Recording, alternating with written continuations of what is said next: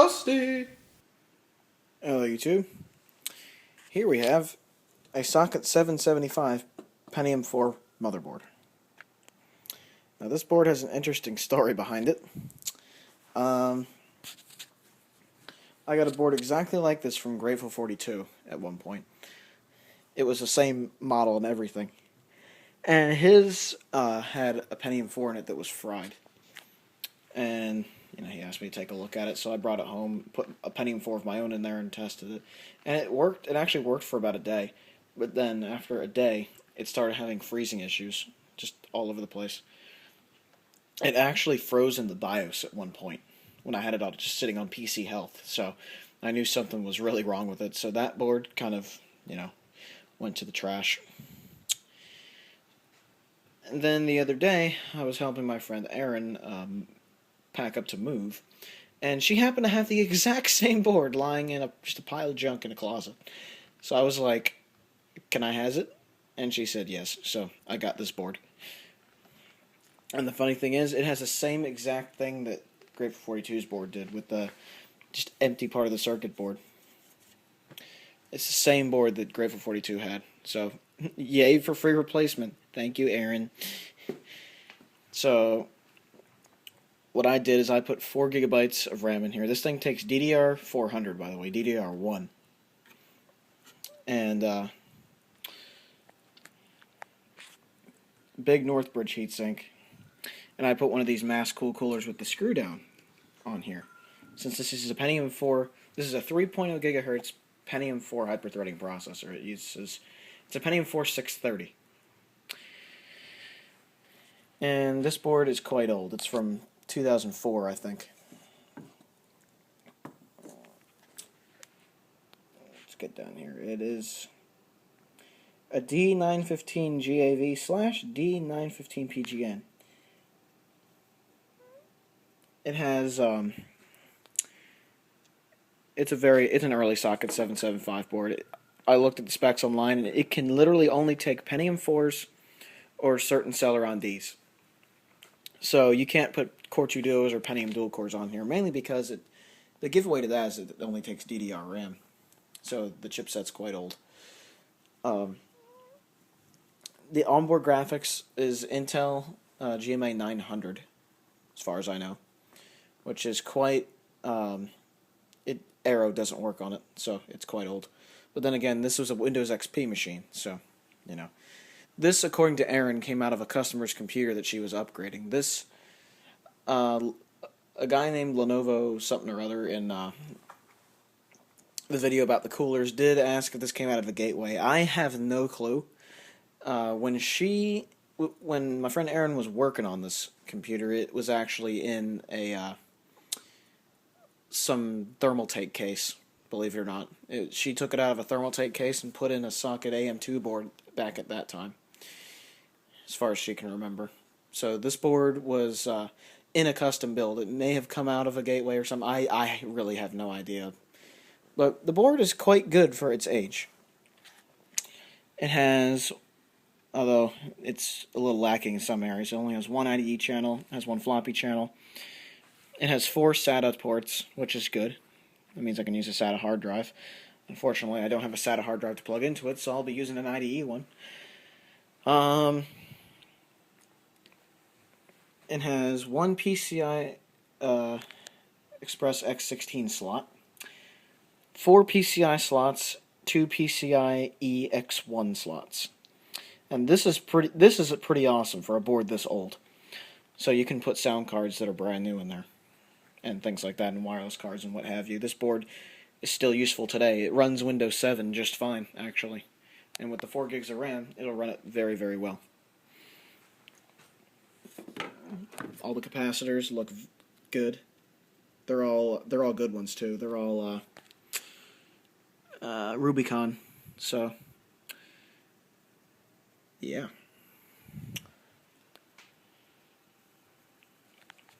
Now let's take a look at the I/O. This thing has real PS2, serial, parallel, VGA, onboard audio, 4 USB ports, and Ethernet. Sort of your basic package that you get with a motherboard, at least the package you used to get. It has two USB headers down here, which is good. There's the SATA ports. And there's the chipset. There you have it. It's a 2003 chipset. And this thing actually has an onboard piezo speaker. So, that's where the PC beeps come from. And that is this board so far. Let's put it into that case and test out that Corsair power supply unboxed with this board, shall we? Here's an idea of the board's age. It says so right in the manual PDF. Windows 2000 and Windows XP. Yeah, it's quite old. One important thing to notice. When your board doesn't have the front panel connectors laid out, the manual usually does. And that makes life a lot easier. Okay, the computer is mostly assembled. Up here we have the Corsair CX430 that I unboxed in a previous video. And this is the board that it was for. We've got 4 gigs of RAM in there. One thing that's unusual, this board actually has a setup where you have the 4-pin CPU connector and you have a Molex connector to power all the I/O down here. And unfortunately newer power supplies don't give you a whole lot of Molex connectors, so I had to resort to using a splitter for both the DVD drive and the hard drive. Now this is a light-on DVD drive in it, and a 250 gigabyte Western Digital hard drive that is IDE. So it's from about 2007. It's not that old, but it'll get the job done just fine. No cards in it at the present time, but there is going to be a graphics card in here. I'm going to put this absolute wondrous beast of a graphics card into this computer. It's an ATI Radeon X600 with 128 megabytes of RAM. It does have DVI and VGA though, which is nice. And a passive cooler, so I don't have to worry about a fan dying, which is great. Now the card's installed in the machine. Has quite an interesting contrast. Red graphics card with a green motherboard. I think it looks pretty good that way, actually. Now for fans, I have, I believe, an 80mm fan behind the hard drives here. It's a mass cool fan. And here I have a 90 or 92mm fan. In the front here is also, this one is a Sunon that came out of a Dell. But it still runs just fine, so I'm going to use it. It actually, that was actually a replacement fan for this Dell, believe it or not, the 2350. But this 2350 is just too slow for me to use at this point, so it's a parts machine for now. It might go back into commission at some point, but right now it's just a parts machine. Some of which went into here, which is a much better Pentium 4 system. Much, much better. Considering you have all the I/O and it's a full ATX board and everything. So, yay, mess of cords. I have to, stuff these out of the way somehow. I have to just rubber band them out of the way or something. But anyhow, let's stuff all the cables out of the way here and give her a test. I also forgot to mention that there's a side fan here. Little Antec double ball bearing fan blowing right onto the CPU, and this CPU needs it since it's a Pentium 4 HT. So, yeah.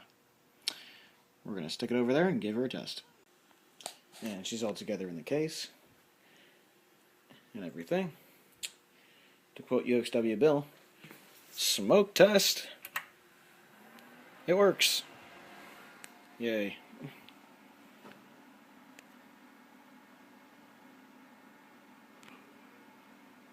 You can do it.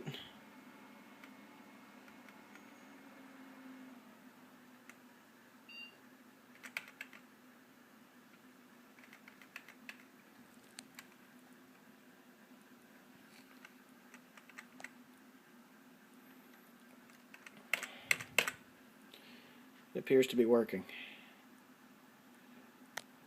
Let's see what it tries to do.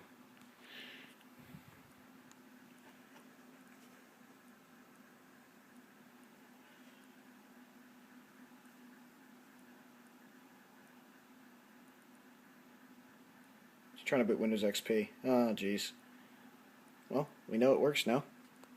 And here we are at the BIOS. Processor is running at about 49, 48C. But the temperature sensor on this BIOS is a little weird because once you actually get into an operating system, it goes down to like 43 for idling. Here's all the voltages of the power supply. They're quite stable. I mean, they move up and down a little bit, but that's really it. And there you have it. And here is, it's kind of frozen here at the BIOS.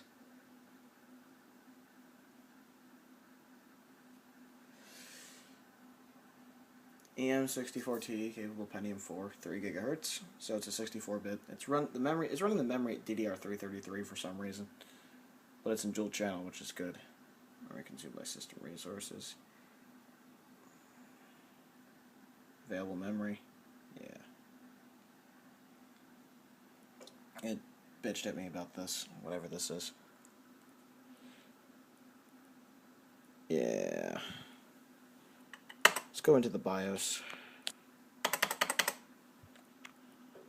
Again. Oddly enough, it's running at... It recognizes all of the sticks, so... What's the deal here? Why is it not taking the memory properly?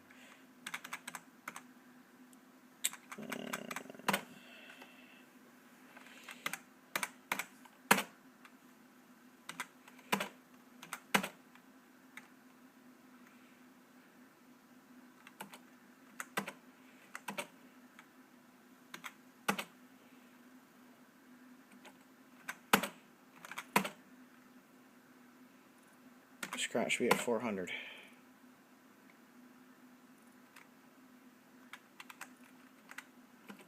What's it doing auto?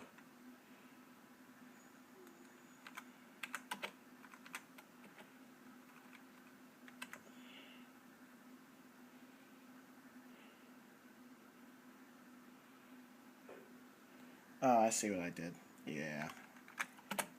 I'm running at 3.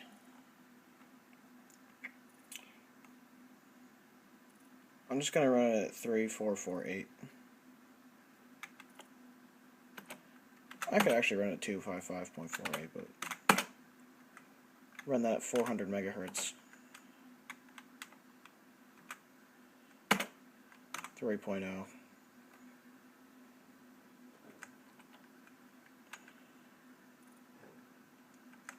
It might actually run this way. I'll put it at 3. 3448.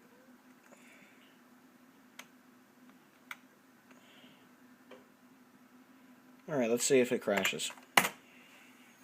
Hopefully not.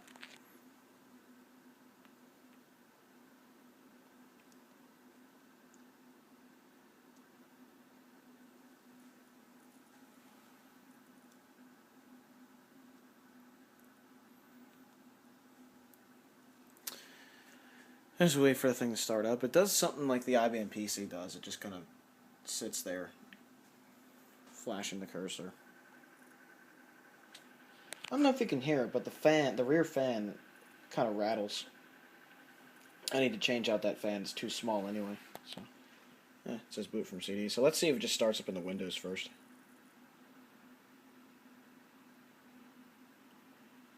It appears to be starting into Windows.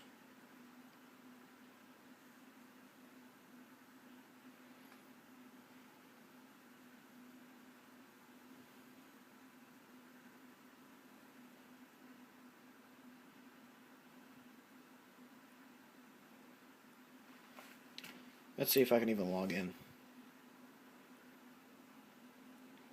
I can. Wow, this is an old install. Good God. This video card's acting awfully odd when there's no driver installed. It kind of quivers on the screen. I don't know if you can see that there. Let me try to focus it. Yeah, you see that line there quivering? That's the entire picture, kind of quivering up and down. It's almost acting like there's a bad cap, but I know there isn't one because I looked on there and the caps look absolutely perfect. So, I have no idea. If you guys have seen that before, let me know. I just plugged in the built-in monitor speakers to test them out, and Sean, you will find this amusing. Stereo speaker, just the one. Yeah, so in Windows XP so far, this thing is running beautifully. And I like that. ATI drivers are all installed as well. So the question is, how well will it run Windows 7 Home Premium? I'd vote for rather well, myself. Here we are with Firefox installed and Flash as well. I'm going to play one of RetroChad's latest videos just to test this video card to see if it can handle YouTube just fine or not. 480p. Yesterday, Organist 1982 asked me if I could create a system to allow the electric heating to be controlled. The motion's good. That video card will work just fine for the video I need to watch when repairing stuff. That's excellent. So we got the Windows 7 disk up and loading, and we're going to stick it on here and see how it performs compared to Windows XP. If Windows XP performs better, I'll put that back on there and use that instead. If Windows 7 performs just as well as XP did, I'm going to use Windows 7, just for a more secure environment on my workstation. And Service Pack 1 is currently being installed. It's just about at the point where it will restart, but as you can see, Arrow is actually showing up right out of the box with Windows 7 being installed. The only unfortunate part is that this board, I think this is a limitation of the motherboard, but it does not all the RAM is usable. It sees all 4 gigs, but you can only use 3.12 of it, but that's okay. It's Windows 7 Home Premium, at 64-bit of course. But the performance with 3.12 gigs of RAM should be just fine anyway for my needs for down in the workshop here, which is mostly going to be YouTube videos, looking at PDFs of manuals, maybe some online photo facts or something. Depends. It really depends on what I'm working on at the time. But we'll continue.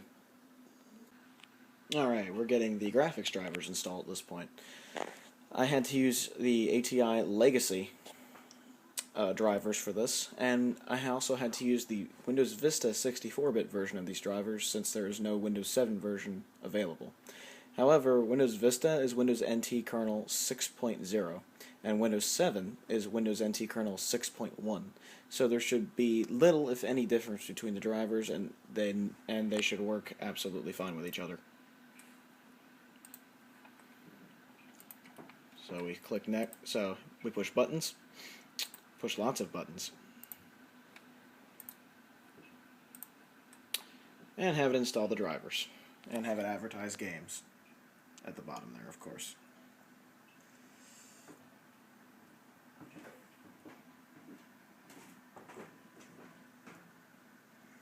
I'm also going to install the audio driver from Intel's website.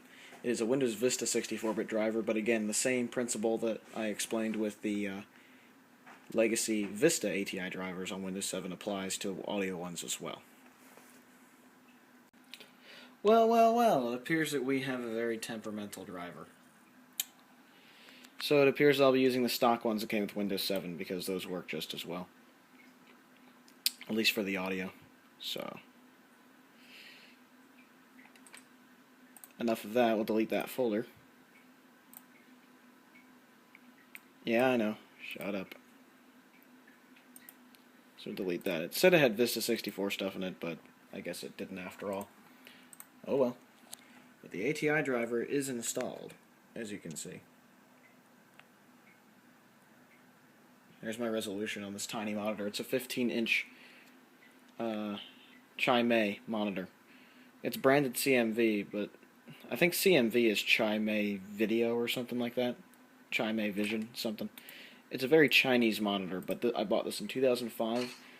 It has had one stuck pixel from the moment I've had it, which didn't really bother me because it only does it on... It has like a green spot, basically.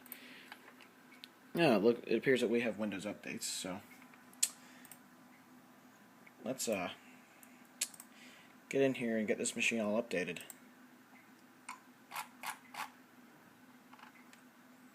Get everything all good to go. Make sure Silverlight's installed. And that little update for the help. And install some updates. Sign your life away a couple of times. And let Windows think about it. And here we are. Get Windows all updated here, and I shall have a nice working workshop computer. What I've been using in the meantime, so I'm not bored down here, is watching videos on my netbook here. So I haven't been completely alone. I've been watching some videos down here on this thing. My EPC 1015 PEM. Love this computer. But this computer, of course, is the focus. So you can see the hard drive light just going away there. And once these updates are installed, I'm going to install a few other programs from ninite.com. I highly recommend ninite.com because it saves a lot of time installing software. This is the site I was referring to earlier, called Ninite. I use this to install software onto many computers. So you can see it has things like web browsers, all the media software, Flash. It has Flash and Java, Silverlight, Shockwave. It's hard to believe Shockwave's still around. Has imaging softwares. I usually install GIMP. So what I'll do is I'll run through what I usually install. Firefox, Skype, Pigeon, VLC, Audacity, K-Lite, QuickTime. We're going to need Flash, Java, and I just install Shockwave just for the hell of it. GIMP, Foxit Reader. I prefer Foxit Reader over Adobe Reader, much more to Adobe Reader, because it's not as dense of a program as Adobe Reader is, and it still reads PDFs just fine. Now here you can choose different virus software. You can choose Microsoft Security Essentials, Avast, AVG, Malwarebytes, Adaware, Spybot, and Super Anti-Spyware. Now I normally use a lot of these for cleaning out a machine rather than an actual antivirus. I use Komodo myself, although I do recommend Avast if you don't want to use Komodo. I would put Avast above Komodo actually, in terms of what's a better antivirus. Dropbox. You can install Steam here, Evernote, a bunch of stuff. You can see it. I'm going to install TeamViewer, Revo1 installer, and Info Recorder. WinRAR, because it can actually do RAR files properly. You can actually make RAR files with it as opposed to 7-zip, where you can't really do any of that. And then FileZilla for FTP, of course. Now I would install PuTTY through here, but I need to install the full version of PuTTY so that I have X forwarding through SSH, which, of course, only a few of the Linux people and server administrators would understand properly. Not to single you guys out or anything, but here's how it works. It skips all the next. It literally just installs everything. It just does what it says. Oh, of course. Shut up and install. And here's how it works. It literally just installs everything. It downloads it and installs it. It doesn't bother you at all. So you can just literally start this and walk away. It is a dream to use this on machines that need a reinstall of a bunch of programs, because look at everything that it's reinstalling. So I'll let that install. While that's doing its thing, I'll download Komodo. I also install other programs. I install, there's the setup for Komodo, but I also install a program called Smart Defrag. Now what this does is it goes beyond what the built-in Windows defragger does. The built-in Windows one is garbage compared to the third-party ones, such as Algolistics and Smart Defrag 2. I prefer Smart Defrag because it actually does automatic defragging on the fly to keep the fragmentation at a certain level until you do an optimization, which is what I tend to do myself. So that literally was just installed as I was talking, so that's one of the fastest setups on the planet. And here it is. You can not only defrag, but you can fast optimized and fully optimized. Now what that does is it places the files in a certain order on the hard drive so that things load faster and don't take as long. And you can also have boot time defrag, which defragments the page file, the hibernation file, the MFT, and the system files, which, of course, that probably helps boot speed. An automatic defrag, basically, it kind of idly defragments your disk while your computer's not really doing much, well, which is good. So I install that. 9.8's still doing its thing. So I'm going to let 9.8 finish and then I'll install Komodo. Okay, I have my software installed. And I have brought up my YouTube channel so we can test the video. Let's test the video with the dog.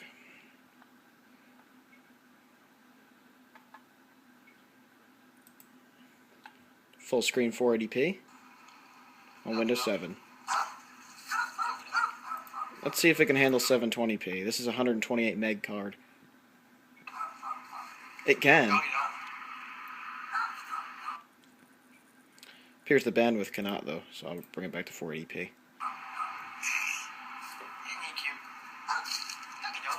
That's the built-in monitor speakers, by the way. And there's the dead pixel I was talking about, right there. Or not dead pixel, stuck pixel. That's been there since the monitor was new. And no others have developed. It's been perfect.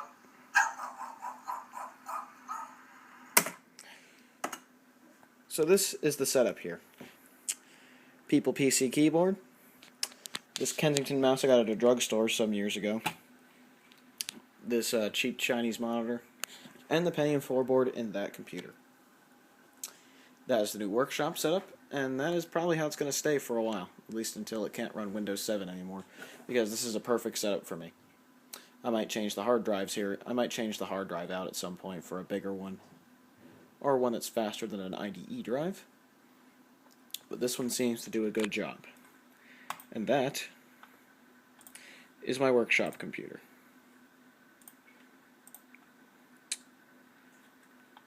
Hope you enjoyed this video, and have a good one, everybody. Ciao.